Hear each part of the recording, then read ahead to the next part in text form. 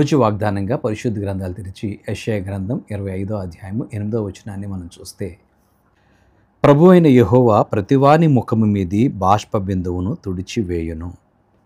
దేవుని నామానికి స్తోత్రం కలుగును గాక.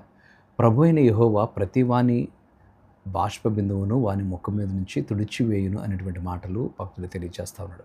యెషయా ప్రవచన రీతిగా ఈ మాటలను తెలియజేస్తున్నాడు. ప్రభునందు ప్రియ సహోదరి సహోదరుడా, ఏ బాధ, ఏ వేదన, ఏ దుఃఖము నిన్ను కన్నీరు పెట్టిస్తుంది? నీ జీవితంలో ముఖమంతా కూడా బాష్ప బిందువుతో, దుఃఖముతో, పుట్టెడు దుఃఖముతో, వేదనతో నువ్వు ముందుకు కొనసాగుతున్నావేమో. నీ ధనాల్ని వెళ్ళబుచ్చుతున్నావేమో. అయితే దేవుడు నీతో మాట్లాడుతున్నాడు. నీ ముఖము మీద నుంచి ప్రతి బాష్ప బిందువును తుడిచివేసేవాడు. హల్లెలూయా.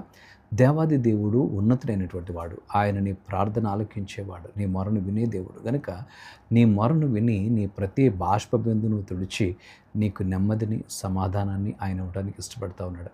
ఇంతవరకు నీ హృదయంలో నెమ్మది లేక బాధతో, వేదనతో నువ్వు కృంగిపోతూ ముందుకు వెళుతున్నావేమో. అయితే ఇక్కడి నుంచి నీ నిట్టూర్పులను దేవుడు విని ఉన్నాడు. నువ్వు కార్చిన కన్నీరు దేవుడు చూచి ఉన్నాడు గనుక దేవుడు ప్రతివాని బాష్ప బిందువును ఆయన తుడిచి సంతోషాన్ని, ఆనందాన్ని ఇవ్వడానికి ఆయన ఇష్టపడతా ఉన్నాడు.